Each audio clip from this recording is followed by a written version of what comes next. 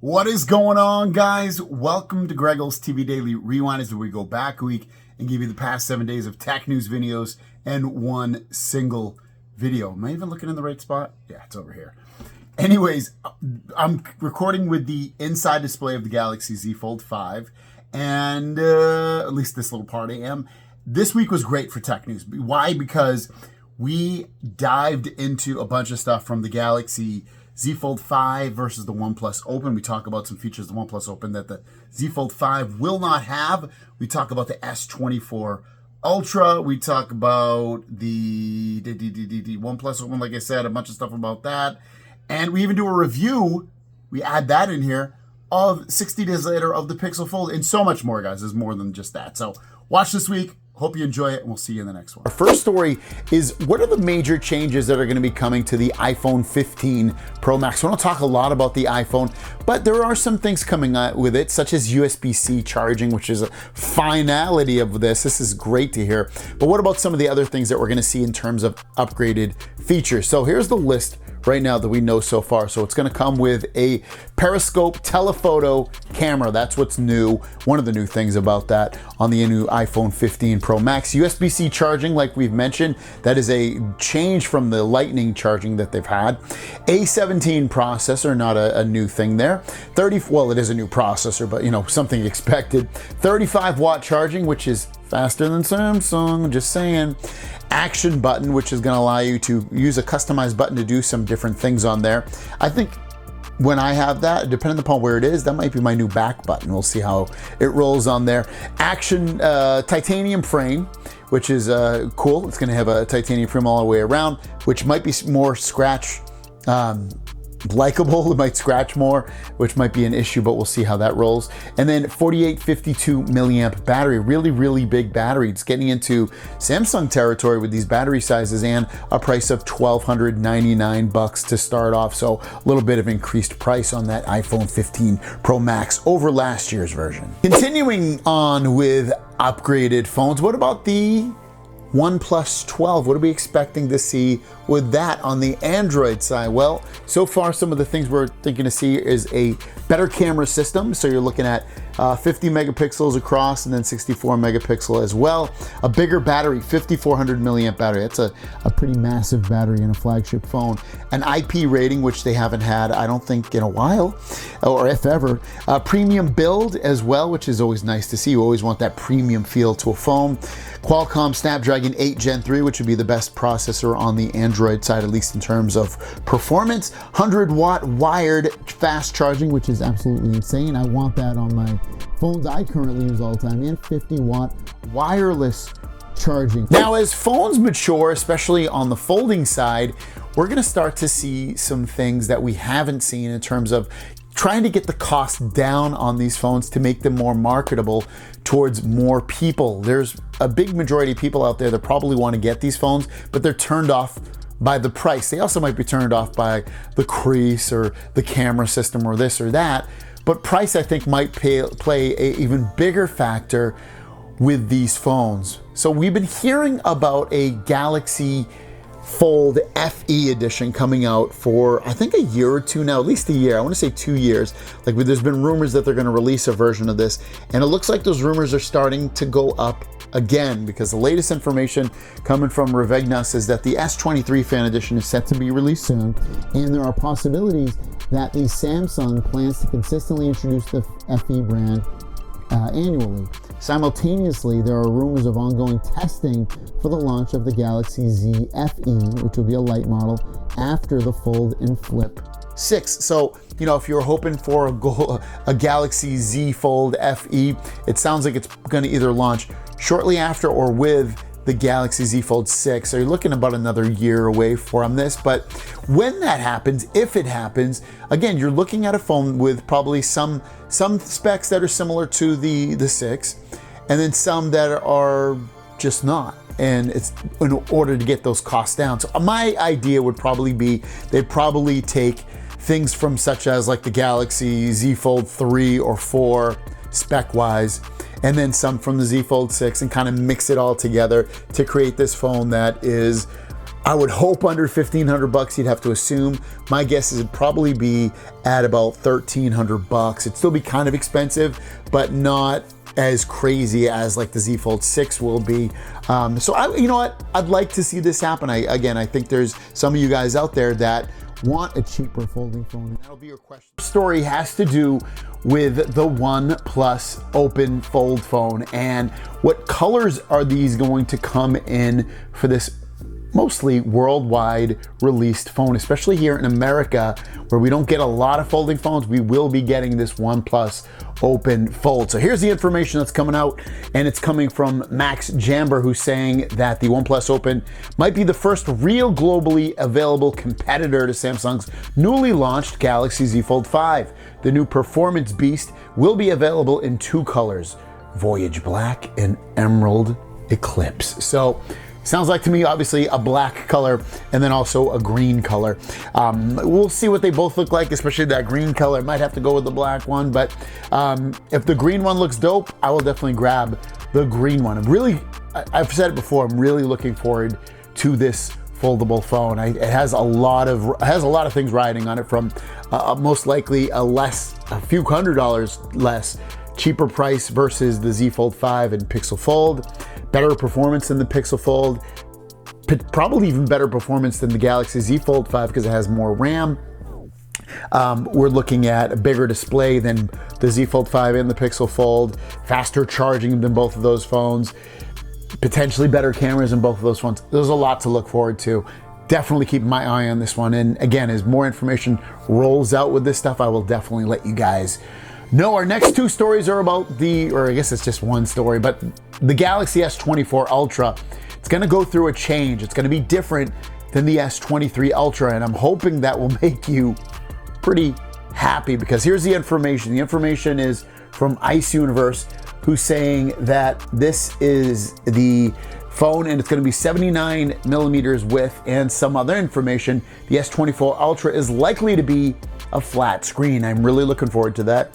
I know a lot of you guys still like the curved display, but it sounds like it's going to be a completely flat display. You should also be shorter, wider, and thinner overall versus the S23 Ultra. So again, I'm all for that. I feel like when you get a flat display, the display seems bigger, and I always want a bigger display, so I'm completely fine with this. What are your story of the day has to do with the Galaxy S24 Fan Edition. This is coming back. They skipped last year and now they're back. Actually, I think they skipped 2 years in a row, if I'm not mistaken.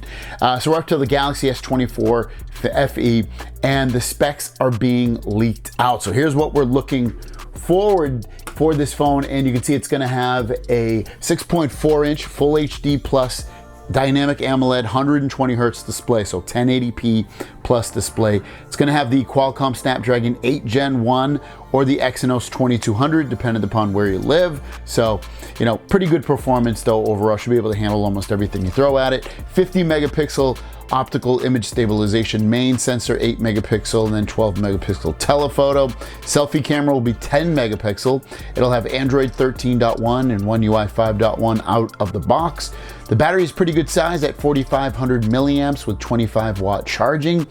4 years of UI updates, and then 5 years of security updates, wireless charging, IP rating, September released, and it's supposed to, if I believe it's not in here, but it should have 8 gigs of RAM as well. So not too bad of a phone. Next up is about the Sony PlayStation handheld gaming system. So they let out some more official information about this. It should be released towards the end of this year. I don't have an exact date for you, but if I had to guess, it's probably gonna be October or November for the release date of this. So here's the information. The price is coming in at $200. And to go along with that, it is called the Sony PlayStation Portal, and it does not support cloud streaming or gaming.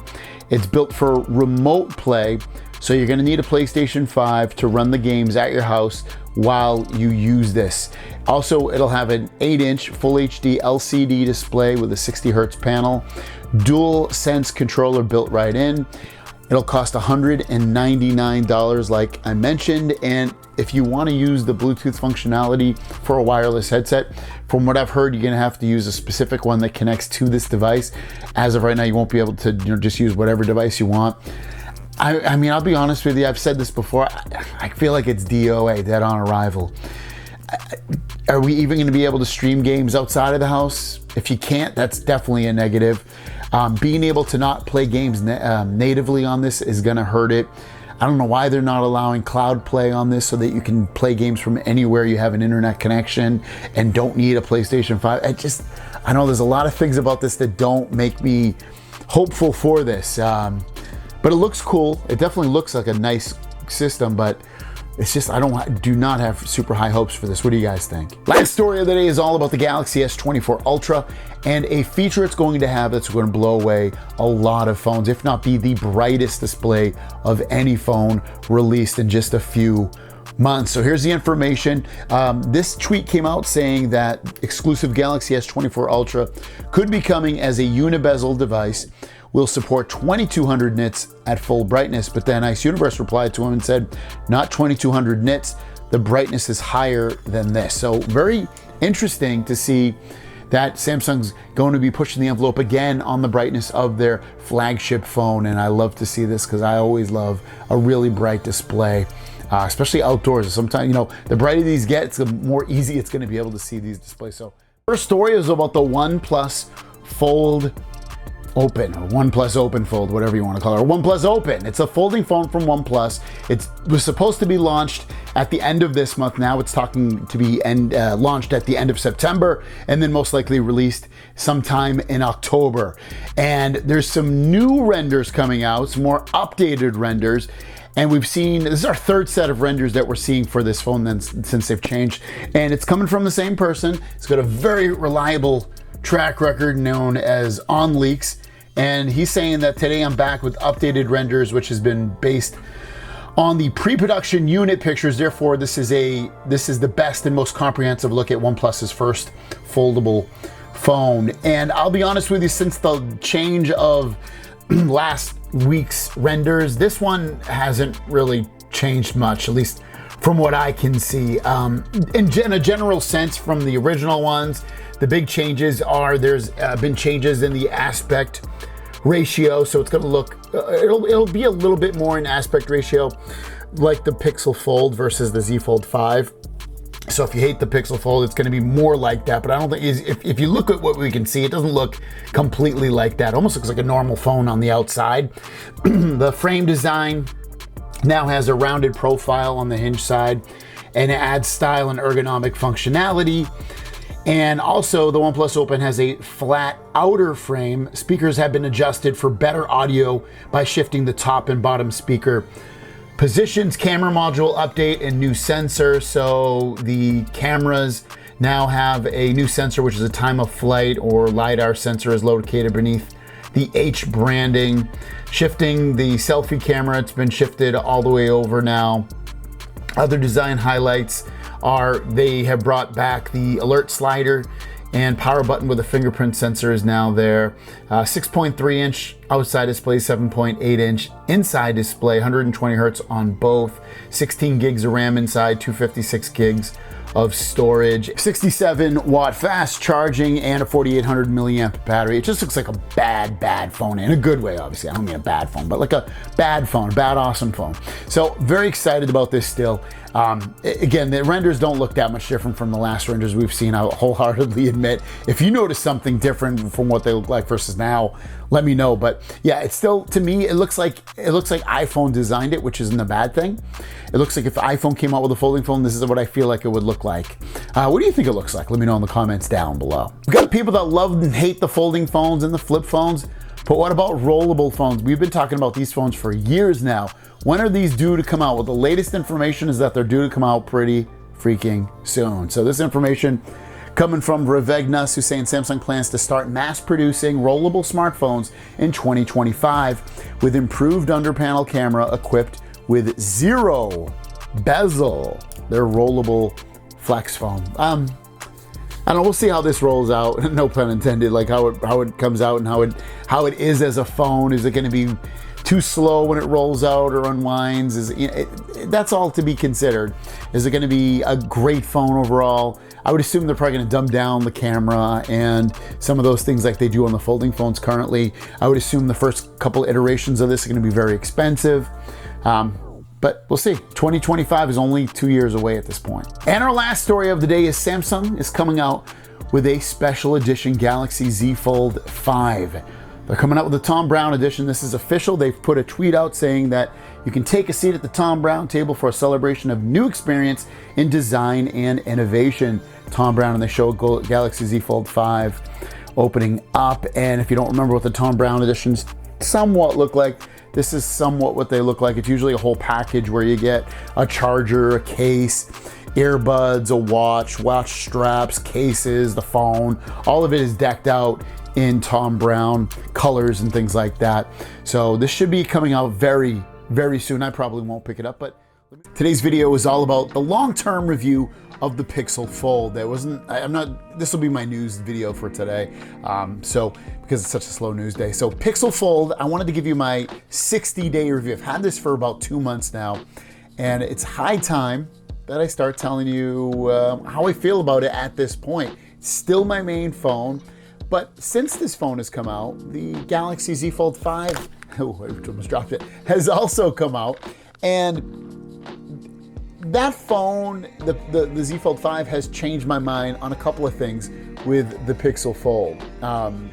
And let's just get into it. So Pixel Fold, one of the big things I love about folding phones is the ultra huge large display. And I have to say that the more I use the Pixel Fold, the less I use the inside display. Now, you might think about that and be like, okay, so if you're doing that, why don't you just get a regular phone? And that's a really, really valid question. I don't know. I mean, I still use the inside display. Don't get me wrong. Like when I'm watching a video, I'll watch it on the outside display, but eventually I'll work my way into the inside display. So for me, as much as I love folding phones, it is harder having a display that's like almost perfectly sized on the outside to really want to go on the inside. This is still a little bit too small for me in terms of like the height. I want it to be a little bit taller, but the thickness is great. And it makes it so it's a lot more usable than the inside display. So that thing kind of annoys me, whereas like on the Z Fold 5, they made the phone to the point where like you don't want to use the outside display, you want to use the inside display, and that's it. And that's the way I would live. I'd make phone calls on this outside display, I would text, I would do everything on the inside display and nothing on the outside display.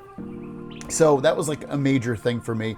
And again, I look at it as a plus and a minus because you get a folding phone again because of the bigger display, but I'm spending so much time on this outside display. Speaking of the inside display and the outside display, it shows apps perfectly fine. You know, you look at, for instance, Instagram, looks awesome, looks perfect on there. But then when you open it on the big screen, it looks kind of awkward. And then when you grab it on like a Galaxy Z Fold 5 phone, it looks fine. You know, look, I mean, it might be stretched out or something, but there's software in there and there's features in there that you can make apps take up the full display. I wish Google Pixel still had something like that. They still don't. And it's kind of a turnoff using some of the apps on here because when you put them on the big display, they just don't take up the full screen. You know, even here's X or Twitter, whatever you want to call it. Now, when I turn it that way, pretty much it does take up the whole display. So it's something to get used to. That app compatibility still isn't there. And I don't know if it ever will be. That's the main thing, but it is an issue so far with it. I've installed Android 14 on this phone, the beta, and I have to admit, it gets better and better every time. You know, sometimes with the beta, there's been issues with like touch responsiveness. Like sometimes that won't work. Sometimes it will. It's not a common thing. It just happens occasionally. Or sometimes an app will close, like my banking app. I'll log in, but then it crashes. Then I open it the second time and it works fine. Like things like that. But I'm not talking about that. What I'm talking about is battery life. When I installed the beta Android 14, battery life has been amazing. Like yesterday's been my best yet. Not the best screen time. Like I only had like, I don't know, 5.5, 6 hours of screen on time, but it was 10 p.m. I hadn't charged it at all, and I still had like almost 20% battery life. It was insane. So it is a big thing that's about to come to a lot of people. The real Android 14 update should be launching at the time of making this video, should launch sometime in September. And it's gonna bring some great battery life performance with it. And that's one of the things I'm really impressed with so far, is the battery life on the Pixel Fold. Performance on this has been amazing, guys. Day-to-day performance on this is so smooth. It's been awesome. I have no regrets. I'm not angry at anything. Performance has been awesome. I love using this just day-to-day usage, opening up apps, using apps, all that stuff has been awesome. Now, when you compare raw to raw specs with a Z Fold 5, such as like high-end gaming, such as Genshin Impact, and playing that at the ultimate settings, you know, the Z Fold 5 will just pretty much destroy it. But this can still hang. It can still play top-notch games at good frame rates, just not the best frame rates that are available right now, but it still can game. But I haven't had any issues with overheating. I haven't had any issues with running any apps because of the processor being a Tensor G2, which, you know, if you hear from Google, it's a great processor, and it's fine. Is it the best? No. But is it fine? Yeah. I had no problems with it. So performance, I've been very happy with. To go back to software, I'm really enjoying call screening on this. That's when someone calls you and you can have like a AI robot talk to it. It's awesome. I love it. And then it puts the text on the screen. That's really, really cool on there. It's a really cool little feature. And then software in general, it's just, I love the Samsung side and I miss it. I've admitted that in other videos, but at the same time, it's nice to go to like a vanilla Android experience and use this, and it's super fluid and fast, and there's a lot of smart features software wise with it that really make it, you know, feel really nice. And not to say that on the folding side there's not things they could add, such as better multitasking features and better well thought out ideas that, you know, the Galaxy Z Fold 5 and Samsung have in terms of software and customizations. Yes, they definitely could, but you know, if you're just using this A to B, and then sometimes you want to throw a curveball in there, this has that stuff. So it's kind of cool, and I'm really enjoying the software experience on the Pixel Fold. Cameras, absolutely great. I still, to this day, love the cameras on this. I trust them with all my heart. I bring this phone with me and I take pictures of my son and his friends, or of an apple tree or a sunset or whatever it is, and I'm thoroughly impressed with it. I'm very happy with the cameras wherever they are on this. They're awesome. Really happy. Again, are they the best? No, but are they what I trust the most in a foldable phone still to this day? Yes, they are. Reliability and build quality and all that, it's been perfectly fine. I don't have any, at least I haven't noticed, I haven't broke it. I haven't had any scratches. I haven't damaged it at all. It hasn't been broken. Like I said, it's been perfectly fine with all the reliability. The only thing I just don't like, and it does feel, it just doesn't fully close, and I think that has to do with their engineering. Like they didn't want it to fully lay flat. You can see it's a little bent. It's like 178 degrees rather than 180. It just, that part makes it look and feel a little bit cheap, but again, everything's been great on it. I don't have any issues with it. It's with reliability, and I still have my insurance plan on it, which puts me at ease, and I would recommend it for any folding phone pretty much, but otherwise it's been great. So I still recommend the Pixel Fold as a folding phone to get. I don't really have any things bad to say about it. The price is $1,800, and that's extremely high for any foldable phone. It's the same as, you know, the Galaxy Z Fold 5 price. The thing that worries me the most is that, you know, for someone that's thinking about getting the Pixel Fold and they're like, you know, I'm going to keep this for 5 years or something like that. What worries me about that is the performance. As phones and software get more complicated and more energy reliant and having to use more power, I don't know if I trust the Tensor G2 processor to last that long. Even 3 years, you might start seeing some lag. But if you're gonna keep it for 2 years or less, I think you're pretty good with that. I wouldn't worry too much about it. But 3 years, I think you're kind of pushing it a little bit. Maybe it'll run still wonderful, but I can see at that point, you know, some lag working its way in to the device and not being able to game as good as it probably could. But Otherwise, again, I'm really happy with this phone. I still recommend it as a folding phone to get. The cameras are nice. The screen is perfectly fine. It's got good reliability with the build. The software is nice. It's just a really good phone. Is it the best at everything? No, it's going to be a personal preference. But I think this phone, this Pixel Fold 4, is not for the person that thinks and wants and needs the most power. It's a person that wants a good device that's lifestyle oriented, that wants a good camera, that wants a nice display, a big display to watch videos and do stuff like that in social media. This is fine for that. So today's story is about the S24 Ultra, and we've talked about this change, but I just want to dive deeper into it and actually how excited I am about the S24 Ultra because of this change. Now, there's changes on the camera. It's going to be up to 200 megapixel camera. There's changes with the size, and that's really what we're going to talk about. And you know, there's obviously internal changes with potentially more RAM, definitely a better, faster, more efficient processor. There's also going to be an Exynos processor in some parts of the world again. But let's talk about the size, because one of the big things about the size is that it's currently not going to have, at least what we're hearing from about the S24 Ultra, it's no longer going to have a slightly curved display like it has had recently. It's going to be flat, and I can't tell you how excited I am about that. One of the reasons I love flat displays are they seem, and they are really, giving you more real estate, more things to look at on the display. It's just bigger. I can understand why people don't want a bigger display, but if you don't, they have the S24, they have the S24 Plus, which you're gonna come back to me, I'll say it for you right now. It doesn't have the best camera, it doesn't have a 2K display, it doesn't have this.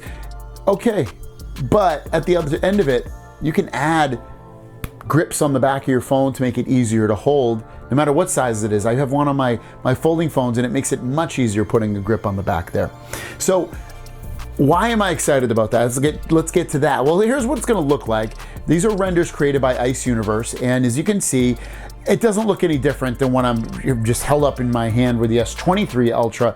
But where you see the big differences are when you go and start looking at this compared to other phones. So you have the iPhone 15 Ultra on the left, which has a flat display. You have the S24 Ultra in the middle, which has a flat display. And you have the Xiaomi 14, which I believe also has a flat display. But you can see how tall and how wide the S24 Ultra is going to be. And it looks like it's gonna have a ton of screen real estate about it. And then here's another one, just in colored format, at 14 Pro versus 15 Ultra and the 24 Ultra. And the 24 Ultra just looks massive. I am just so in love with massive phones. It goes back to the time when we had something like this, where we had the Galaxy Note 5, and if I remember correctly, and what I can see, had a flat display. I mean, you can go back to even further than that, and those had flat displays, and those were small phones, but they seemed huge because they had flat displays. I remember when like the S7 Edge had come out, and that was really, really curved at the edges, and that seemed completely different. That seemed really small to me.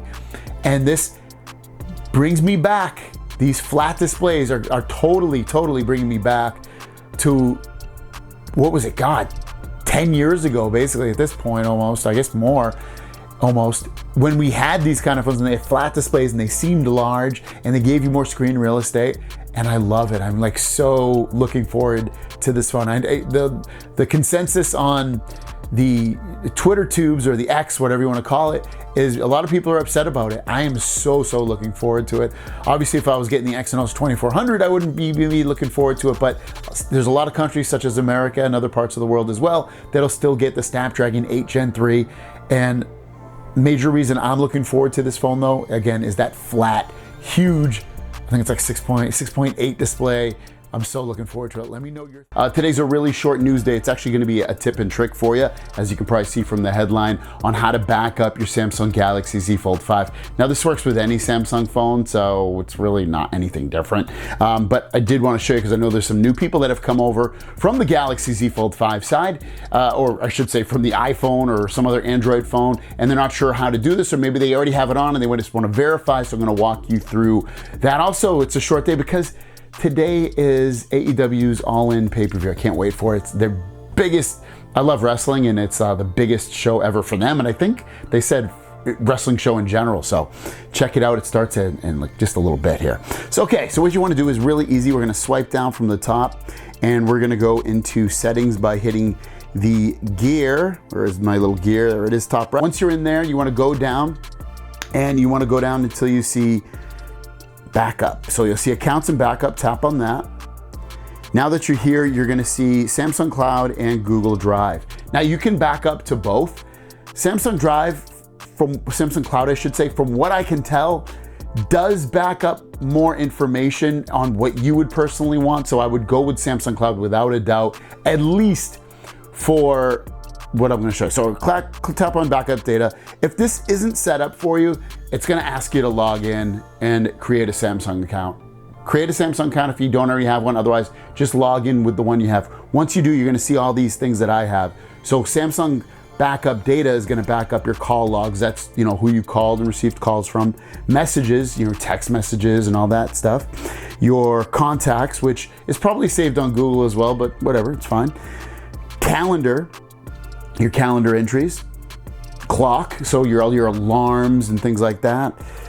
Settings, so any settings that you have set are going to carry over from phone to phone on the Samsung side.